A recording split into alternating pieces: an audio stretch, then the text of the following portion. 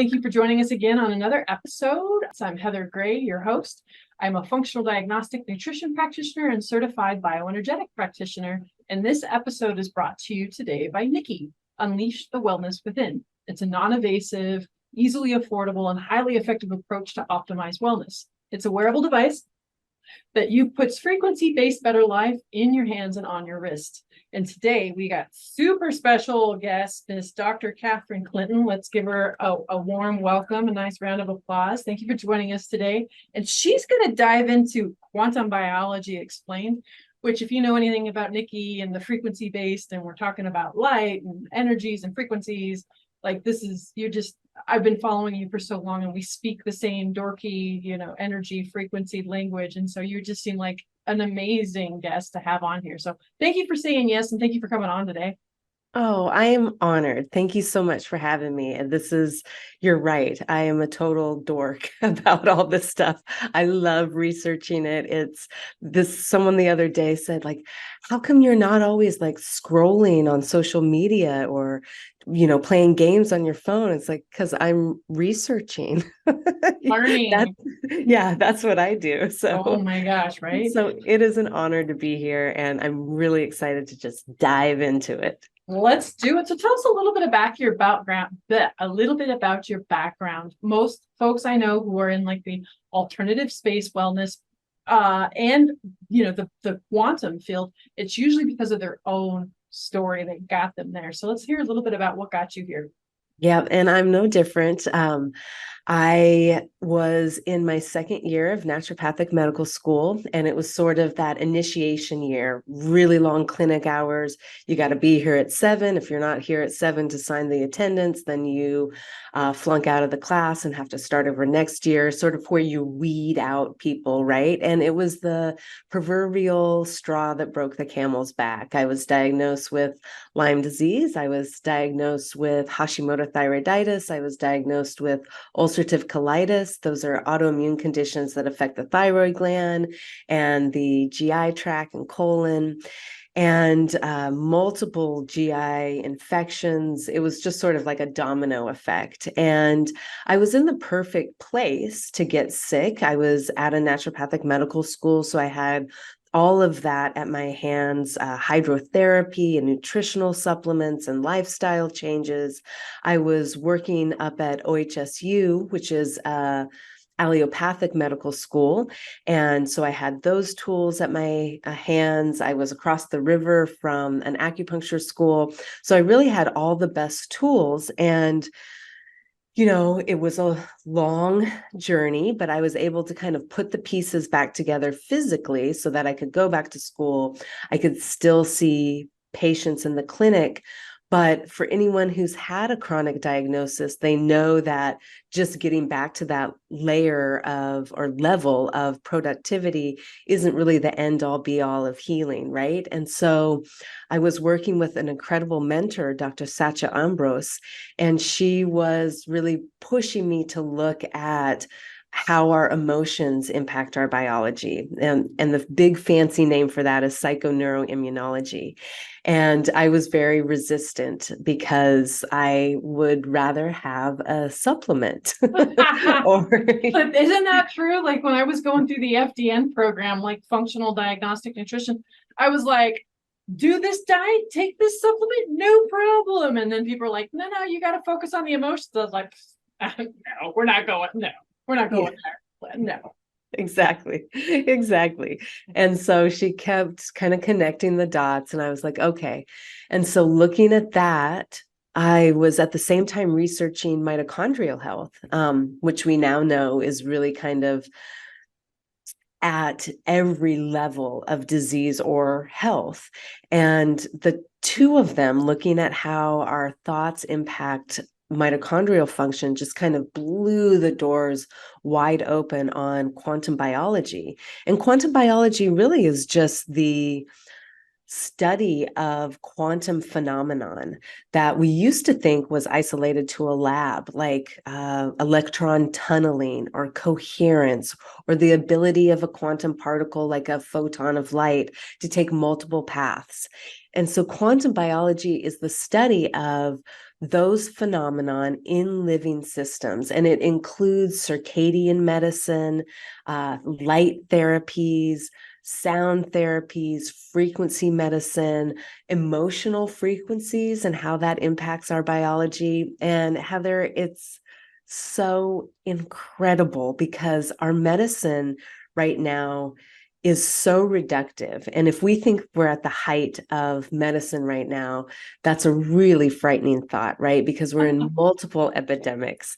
And the beautiful thing about quantum biology is once you start looking at the flow of electrons, the flow of protons, how photons of light interact with our biology, you start to see a picture of interconnection that spans not only within our body, but to the people in our lives, to the plants in our lives, to the earth, and really to the universe, right? If we think about that cosmic radiation hitting our ionosphere and creating a flow of electrons that travels from plants to animals to every person on the planet, we start to see a beautiful picture of interconnection. And so I've never really left the quantum biology room because it is so fascinating, and it opens up a picture of medicine that includes everything on earth. And I think that's really where we need to be headed with medicine,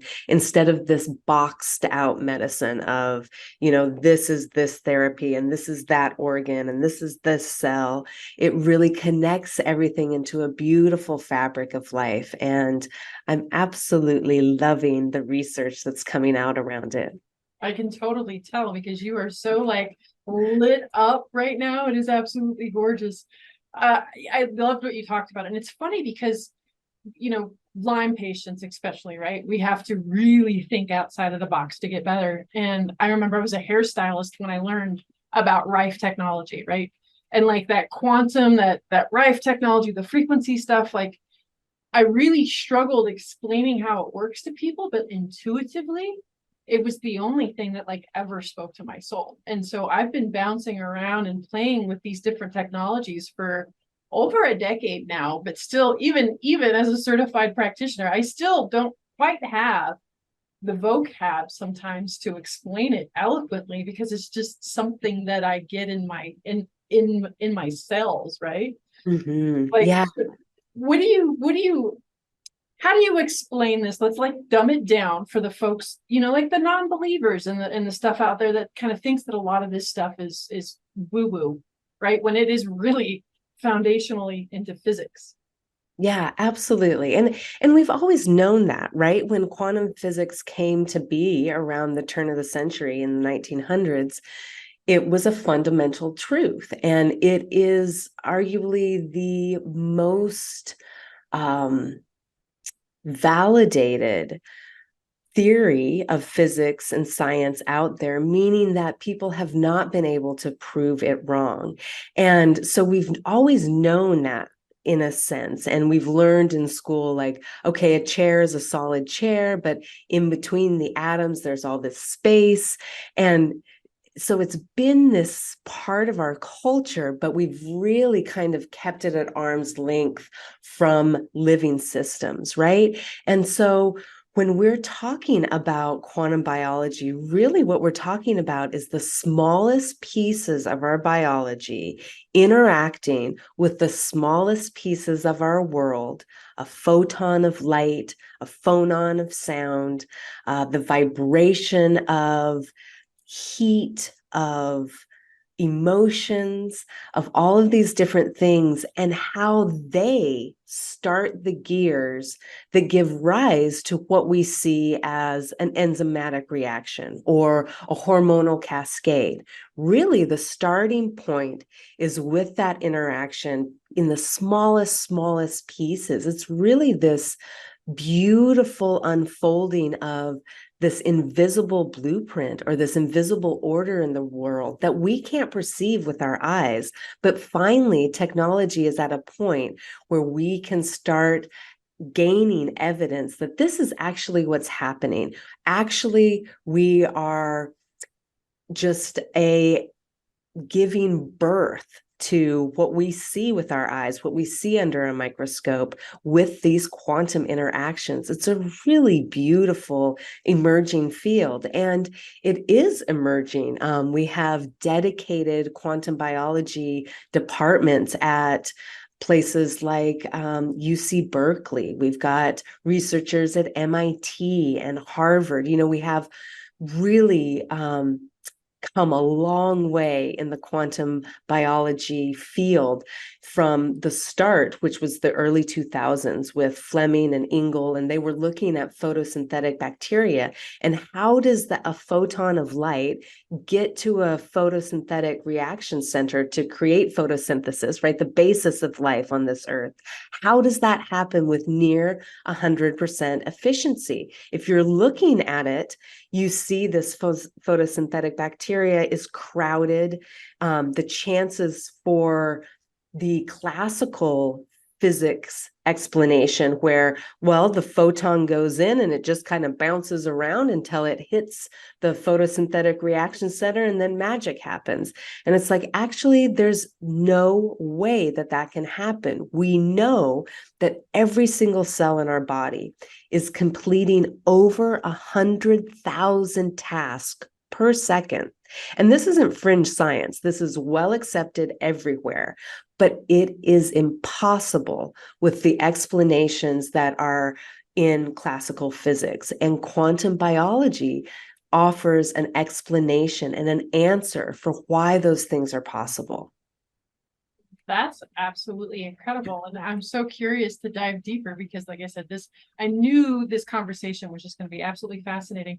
Mind-blowing information. I love this conversation of the quantum, of frequencies, of healing, of the connection of our emotions and how they affect our body. I remember it was so profound. I heard Louise Hayes, right, speak one time, and she's like, if you don't think your thoughts have anything to do with your body, she's like, think of something that turns you on. And think about the physical, right? The physical reaction that you get from thinking of turned on thoughts. I was like, that was like the most like concrete example I think anyone's ever given me of the correlation of how our thoughts affect our biological body, right? Like it was so brilliant and so simple.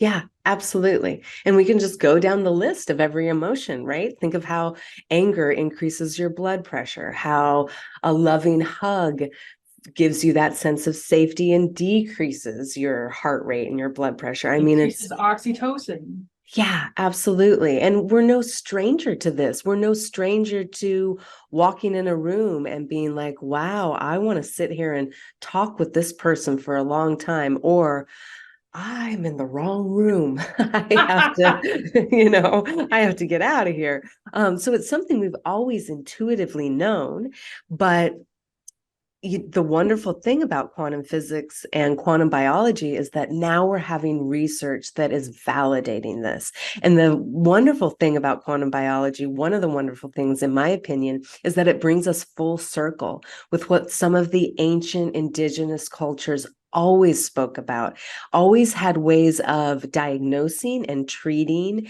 and looking at the body through a quantum phase, or excuse me, through a quantum lens or a quantum perspective, right? The idea of energy flows and meridians, the idea of meridians has been something that's not just isolated to Chinese medicine. It's in Egyptian medicine. It's in Ayurvedic medicine. It is in South American and American medicine. It's really an African medicine. You have these ancient indigenous cultures talking about these things. There was always this intuitive knowing. And because of basically the scientific revolution, we have to see it under a microscope. And now it has to go through a peer review publication or journal for us to believe that it's a real thing. And that's where we're at now. Quantum biology and the technology has arisen in the last couple decades allows us to bring that validation to some of those very intuitive experiences that we've all had. That's funny because that's what I was explaining at the beginning of the show, right? That I don't explain this work very well, but intuitively, the hairstylist in me at the time, got it. Right. I was taking the Western medicine model for a while and I thought they were going to kill me because they never asked if I was pooping daily. They never asked what my stress level was like. They never asked what my diet was like. They just threw napalm at this critter that's been in my body for 3 decades. Sorry, a little over 2 decades. But, so like I said, I started looking for alternative things and then, frequencies, energy, and I got so much crap from my family, but that's how I ended up getting better. And then now, being involved with Free Medica and Nikki, and man, this little silly device with the red light and the frequencies, it's so simplistic yet powerful. It's ridiculous. And you gave me goosebumps when you talked about bringing the indigenous, right, art form, because that's what it is. We're getting back to the basics.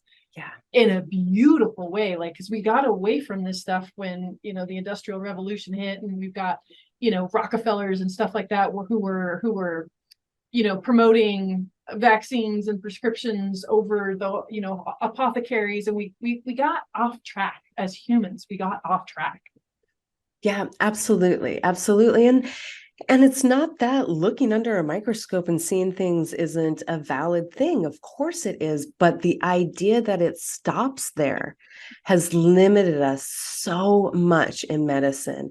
And now I think that, really what I take away from quantum biology is that this unseen order, these things we can't see, the invisible blueprint of the world is really what's giving rise to the things that we can see. And it's just such a beautiful field of study because it also includes that intuitive knowing, that experience, right? Our experiences are now valid again. We can say that this has a real impact on our health, and we can show through studies, through,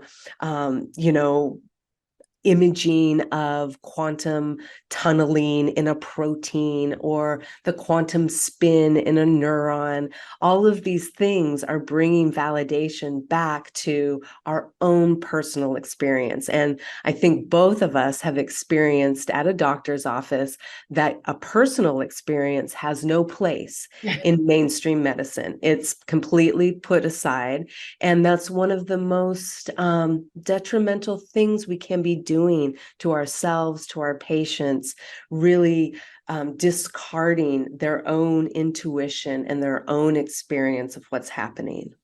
Oh, 110%. When I worked in the cannabis industry for a short period of time, that was a huge one, right? There was mostly anecdotal because we weren't allowed to research it because it was illegal and it was fringe for so long, but it was literally curing cancer and changing people's lives. But you couldn't say, because it was just anecdotal, this whole kind of very masculine way of science, right? It's done us a massive disservice. And I love the fact that the pendulum is starting to swing in the other direction, and we're getting more in touch with our feminine, our intuitiveness, our the anecdotal side of it. And at some point they'll come back together and they'll merge and it'll be a beautiful thing. But right now the pendulum swung in way too far one direction, and now it needs to come back.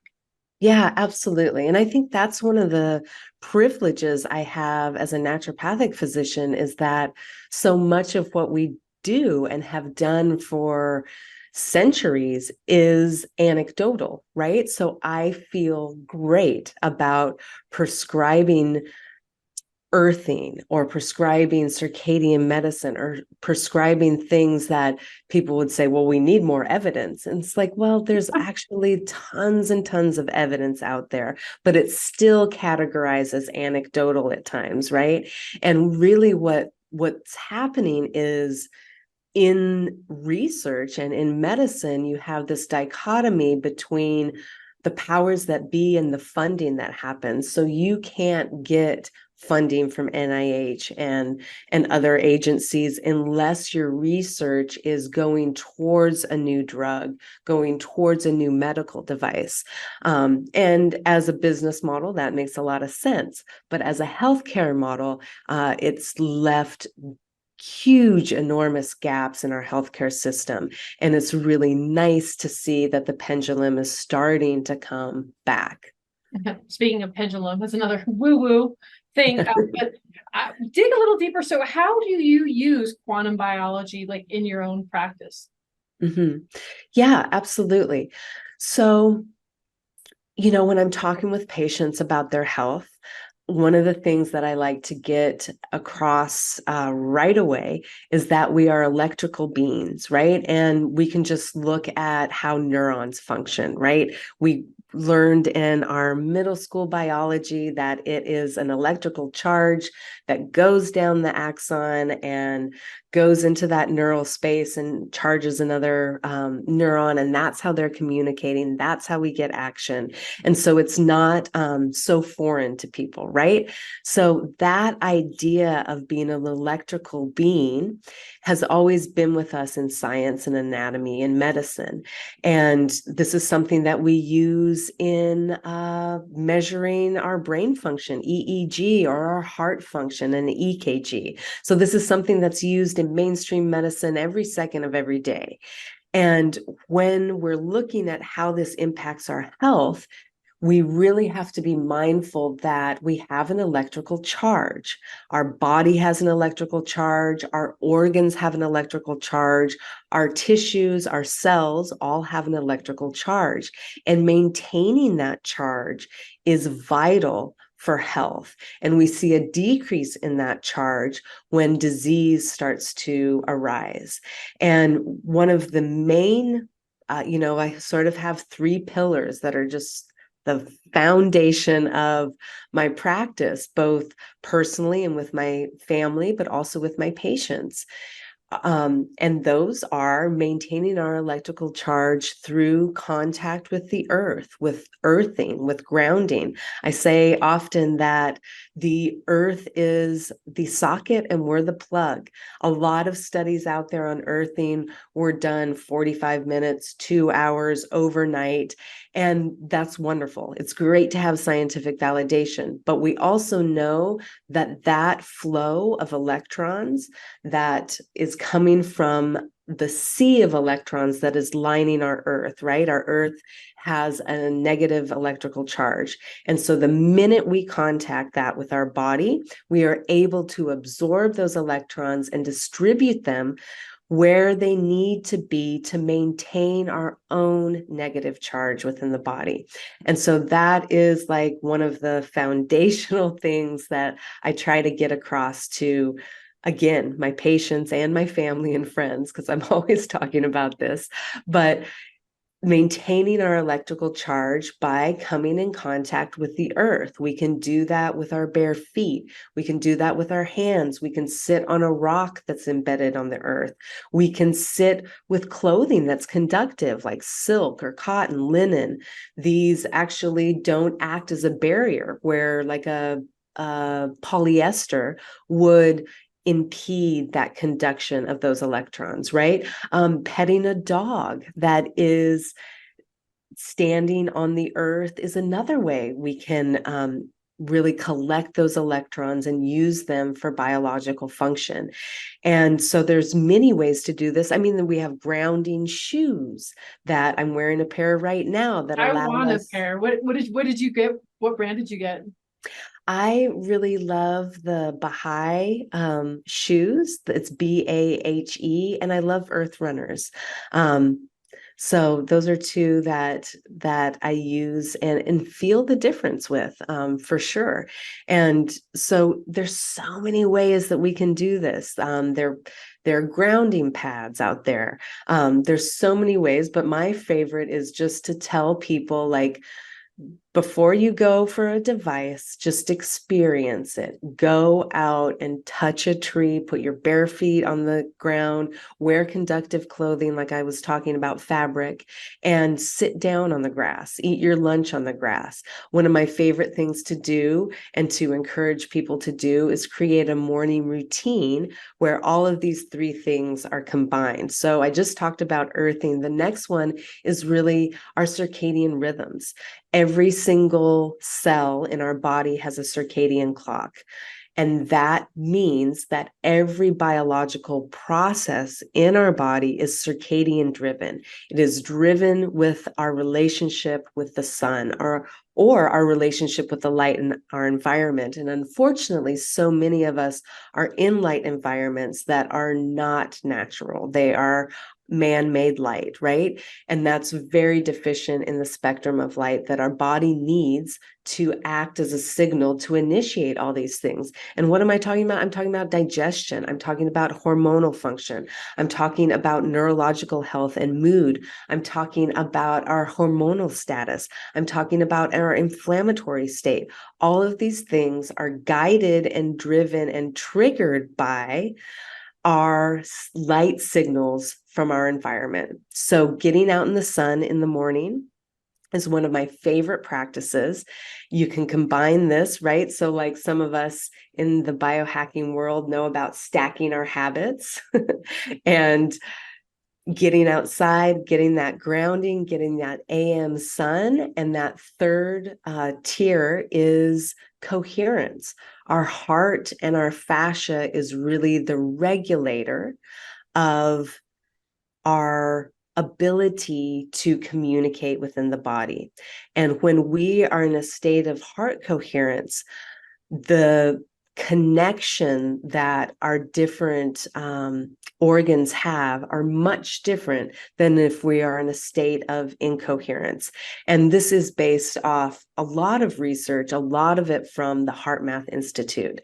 And so if we can go outside in the morning, under 5 minutes and connect with the earth, see the morning sun so that our body knows that it's time to wake up. It is time to initiate all those hormonal cascades of serotonin and dopamine and adrenaline and norepinephrine and get those adrenal glands going. And then at night, lowering the lights does the flip side of that. It starts the conversion of serotonin into melatonin, that rest and repair hormone, accompanied with growth hormone to really repair and regenerate throughout the night. Those are creating this whole different biological state in our body. And when we look at what a heart coherence exercise does, and there's many of them out there on YouTube and whatever platform you're on that describe basically relaxed breathing. And we could do one right now, but it's I would love for you to show us one. Okay, let's do that. Let's do it. It only takes a couple minutes. So wherever you're at, just let's take a couple breaths and kind of get the kinks out of wherever you're sitting, kind of let those shoulders drop. Get in a comfortable position. If you want to lay down, that's perfect as well. And let's just close our eyes and let's take a few deep breaths. In through the nose, out through the mouth. And this can be any length of breathing. We want to slow it down a little bit, but whatever's comfortable for you. Let's take a deep breath and let the tension out of our temples, let the tension out of our shoulders, our neck.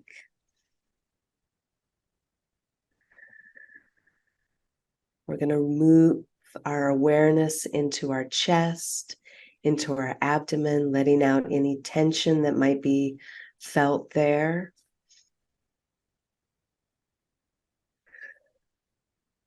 Into our hips, into our pelvis and our legs, letting that tension go.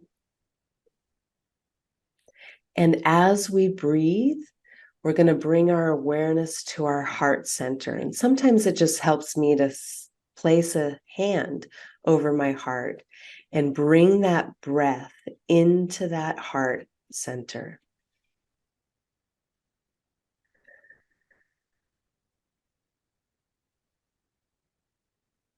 Letting that breath fill up that heart center and release. Again, nice deep breath into that heart center.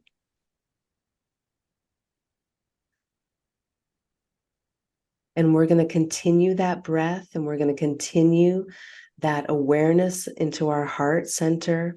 And we're going to pair it with a thought, a memory. It could be a goal or a fantasy, but something that brings us joy, something that brings us a sense of contentment, something that makes us feel gratitude. And we're going to take that feeling or that memory, and we're going to actually feel that emotion and try to feel that emotion in that heart center as we breathe. One of my favorite ways to do this is to think of swimming in a cold river, stream in a hot summer day and getting out on a hot rock and just letting the hot rock kind of radiate through my body and the sun do the same thing on the other side of my body, and just feeling that gratitude and contentment, whatever it is that might bring you a sense of joy or gratitude. And rather than just thinking about it, let's feel that emotion in that heart center.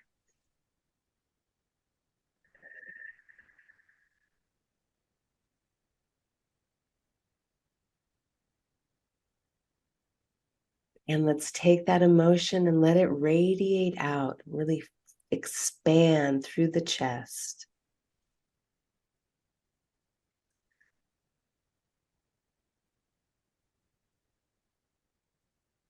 And let's take one more breath